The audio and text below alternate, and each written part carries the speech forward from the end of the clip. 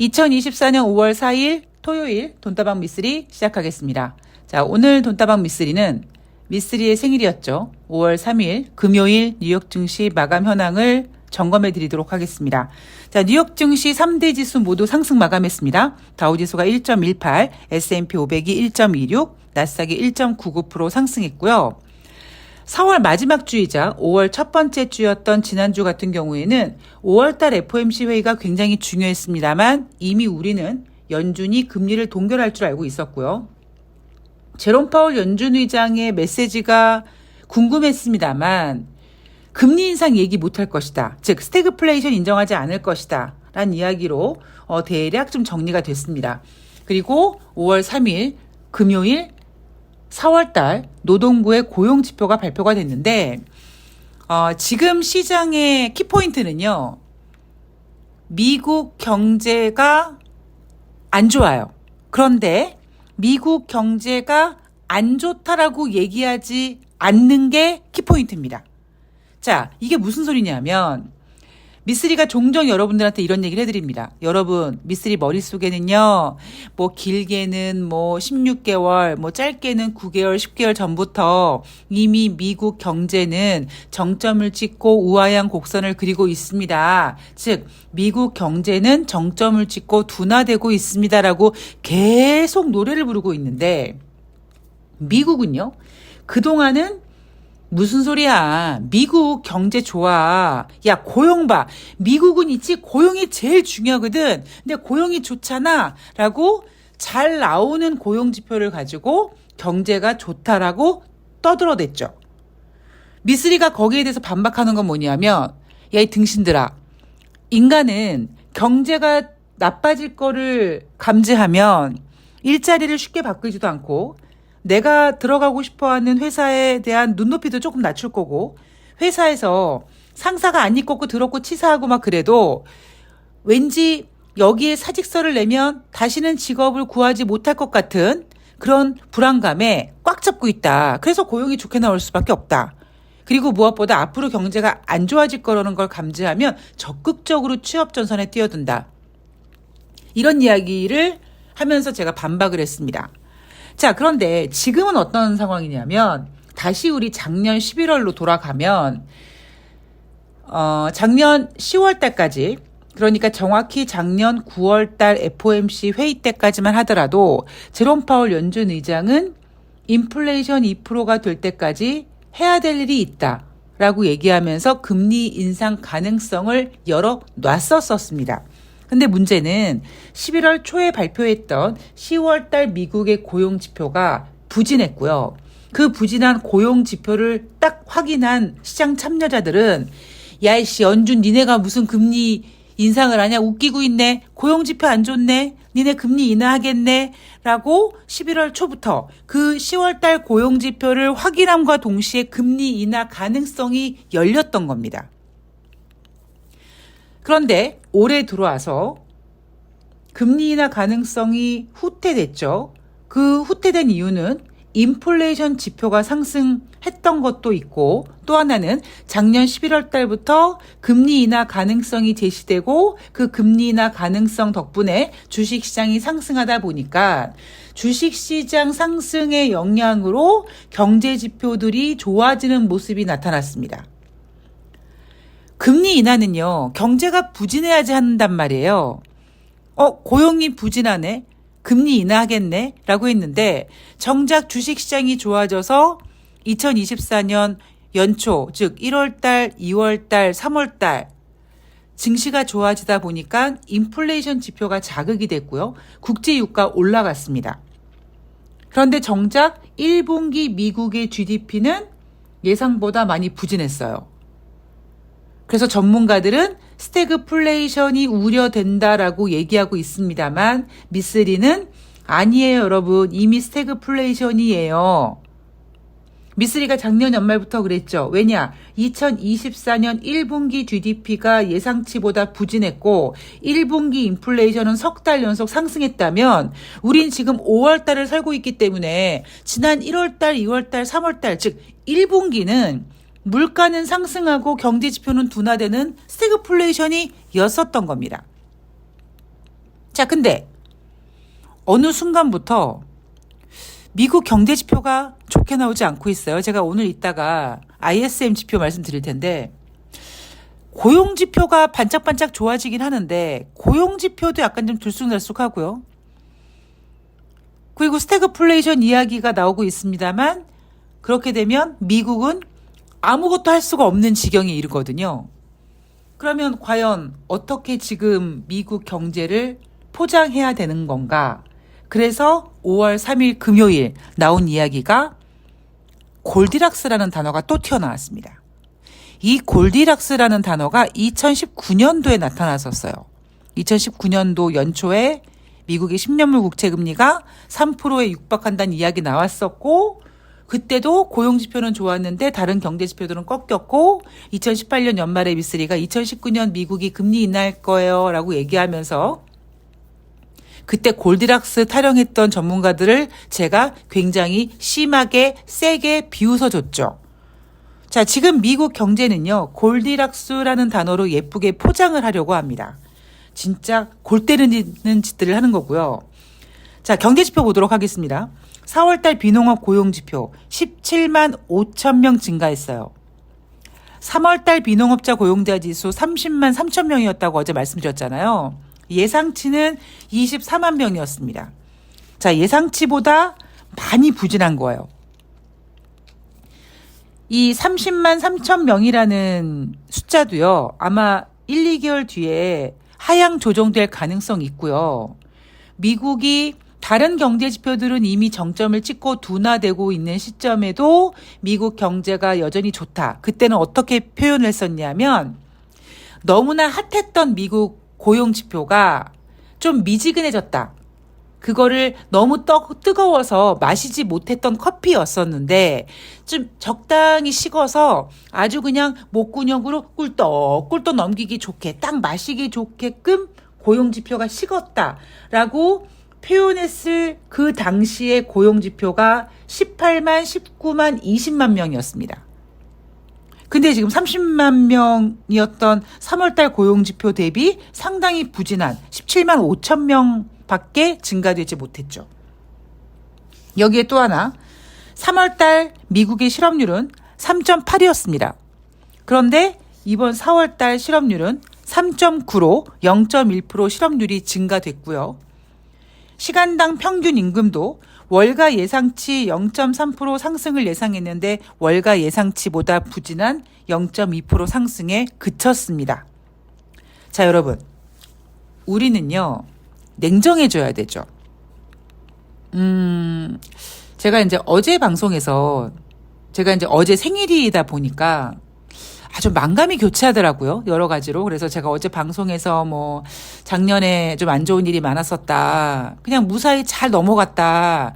작은 일에 감사하고 막 그랬는데 지나고 봤더니 작년도에는 별로 좋지 않았던 해였다. 뭐 이런 이야기를 말씀드렸던 이유가 또 막상 또 제 생일이 되다 보니까 그래 올해는 좀 좋은 일이 많이 생기겠지. 뭐 이런 어떤 생각을 하다가 제가 어제 그런 이야기를 해드렸는데 제가 2008년도에 이제 제 인생의 모든 거를 바꿔놓을 만한 큰 격변을 한번 겪고 그 다음에도 물론 제가 굉장히 두려워하고 초조해하고 불안해하고 뭐라 그럴까요? 그러니까 안정되지 못했던 시간들이 있었었거든요. 근데 이제 어느 순간이 좀 지나가다 보니까 제가 예전에 여러분 미쓰리는 이제 이 증권 바닥에서 못 깹니다. 못 깨. 나무로 깎아 만든 닭이다. 그래서 감정도 없고 냉정하고 그렇게 막 홀락갑작거리지도 않고 최소한 주식시장에서는 그렇다 뭐 이런 이야기를 해드린 적이 있는데 냉정하게 보면 여러분 이 고용지표가 좋은 걸까요? 아까도 말씀드렸듯이 미국의 경제지표가 다 부진한 상태에서 미국은 아니야 무슨 소리야? 미쓰리 조용해. 미국 경제 좋아. 고용이 좋잖아 라고 얘기했던 그 고용조차도 18만 명, 19만 명, 막 20만 명 이랬습니다. 예상치를 어떻게 잡았냐면 한 18만 명 정도로 잡았었어요. 그래서 18만 명보다 잘 나오면은 고용이 좋았다. 그래서 미국 경제가 좋다라고 얘기를 했는데 이번에 나온 경제 지표가 17만 5천 건밖에 증가되지 못했고요. 시장 예상치는 그래도 겸손했었어요. 3월 달에 30만 3천 명 나왔으니까 3월 달은 너무 세게 나온 거고 한 24만 명 잡자 했는데 24만 명이 미치지 못했고 실업률이 지금 스물 기어 올라와서 이제 4.0%를 눈앞에 두고 있습니다. 임금 상승률도 지금 예상보다 둔화됐고요. 자, 고용이 좋지 않았어요. 자, 두 번째. 제가 여러분들한테 경제 지표를 읽는 방법을 알려드리면서 PMI 지표 이야기를 종종 해드립니다. PMI 지표는요, ISM에서 발표하는 게 있고, 뭐 S&P 글로벌에서 발표하는 게 있고, 뭐 시카고에서 발표되는 게 있는데 가장 중요한 게 이제 ISM과 S&P 글로벌에서 발표하는 건데 얘네들이 발표하는 PMI 지표는요, 두 가지가 있습니다. 제조 PMI 지표가 있고 서비스 PMI 지표가 있다. 얘네들의 기준은 50이다. 즉 50 이상이면은 경기가 확장인 거고 50 이하면 경기가 위축인 거다. 근데 미쓰리 머릿속에 길게는 뭐 16개월, 17개월 전부터 미국 경제 지표가 정점을 찍고 둔화됐다라고 했을 때만 하더라도요. PMI 제조업 지표는 50 이하에 머물렀던 적이 꽤 많았었습니다. 꽤 길었었어요. 그래서 제가 지난달인지 지지난달인지 모르겠습니다만 뭐 16개월 만에 뭐 처음으로 제조 PMI 지표가 50을 회복했네 만에 막 그런 얘기 해드리면서 제가 그 당시에 뭐라고 말씀드렸냐면 여러분 PMI 지표는요 제조 PMI 지표가 있고 서비스 PMI 지표가 있는데요. 서비스 PMI 지표가 제조 PMI 지표보다 살짝 높게 나오는 경향이 있다. 그래서 그 당시만 하더라도 제조 PMI 지표는 50 이하에 머물렀었는데 서비스 PMI 지표는 뭐 52, 53 이렇게 확장 국면에서 계속 유지가 되고 있었습니다. 그런데 최근에 제가 여러분들께 어떤 얘기 해드렸냐면 여러분 최근에는요 약간 양상이 변했어요. 그래서 주식시장이 좋고 막 이러니까 금리나 기대가 있다 보니까 50 이하에 머물렀던 제조 PMI 지표는 살짝 반등을 해서 50을 회복하는 모습을 보이는 반면 그동안 오랫동안 50 이상에서 유지되고 있었던 서비스 PMI 지표는 오히려 둔화되고 있다.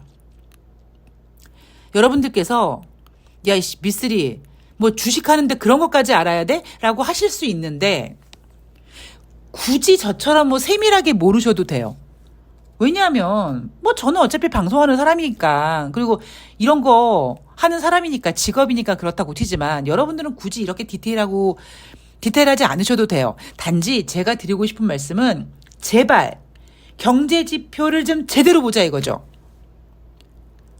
제가 그동안 여러분들께 고용 지표 좋다는 얘기하면서 경제가 좋아서 고용지표가 좋은 게 아니라요. 경제가 안 좋아질 것 같아서 고용지표가 좋은 거예요. 뭐 이런 얘기 계속 해드리잖아요. 결과적으로 작년 연말에 2024년도 스태그플레이션을 얘기했던 거의 제가 또 최초의 전문가가 될지도 모르겠습니다. 근데 결국 스태그플레이션 이야기가 나왔잖아요. 왜냐하면 저는 증시 분석가, 증시 전망하는 사람이기 때문에 주식은 멀리 봐야 되고 미리 봐야 되고 정확히 봐야 되고 그러기 위해서 필요한 건 경제 지표를 잘 봐야 되거든요. 제가 여러분들한테 부탁드리고 싶었던 게 뭐냐면 여러분들이 매일매일 확인하는 뉴욕 경제 지표, 뉴욕 증시에서 나오는 경제 지표 중에 주택 지표든 뭐든 내가 지금 눈앞에서 확인하고 있는 경제 지표가 과연 몇 월 달 거냐. 내가 지금 4월 말에 살고 있는데 2월 달 주택가격 지수가 올라갔다고 경제가 좋았다고 쪼갤 필요가 없다라는 겁니다. 그게 여러분 가장 중요한 거예요. 앞으로 돈다방 미쓰리는 계속 이런 식으로 흐름을 읽어드릴 겁니다. 단지 제가 여러분들께 부탁드리고 싶은 거는 전문가들이 흔히 나와서 하는 개소리들. 걔네들은요. 죄송하지만 경제지표 못 봐요. 시야가 굉장히 좁습니다. 제가 이렇게 당당하게 얘기할 수 있는 거. 저도 한때는 증권사 브로커로 근무하면서 그들을 굉장히 멋지다고 훌륭하다고 능력 있다고 믿고 그들이 내놓은 보고서를 제가 들고 다니면서 고객들한테 들이대고 저한테 계좌를 맡기라고 했던 적이 있었거든요. 물론 그러다가 쫄딱 망했죠. 그래서 여러분들에게 가장 필요한 거는 다시 말씀드리지만 여러분 주식 매매는요. 주식 매매를 하는 방법은 또 따로 있어요. 그것도 결국 여러분들이 매매 원칙이라든가 욕망 같은 거를 잘 커버하신다면 주식 매매는 언제든지 수익이 낼 수 있습니다. 뭐 기다림의 문제고 그다음에 컨트롤하는 문제인 거죠. 내가 몰빵을 하느냐 아니면 분할 매수를 하느냐 시황 보고 기다렸다가 물타기를 하느냐 뭐 이런 거의 차이인 거고 경제를 보는 가장 중요한 관전 포인트, 그러니까 경제 공부를 할 때 가장 중요한 관전 포인트는 흐름이라는 겁니다. 자, 이날 ISM 4월달 서비스업 PMI 지표가 발표가 됐어요. 제가 아까 말씀드렸죠? 최근 발표되는 PMI 지표는 서비스업 PMI 지표가 부진해지는 모습이고 제조업 PMI 지표는 반등하는 모습인데 2월달 52.6이었던 서비스업 PMI 지표가 3월 달에는 51.4였습니다. 아직까지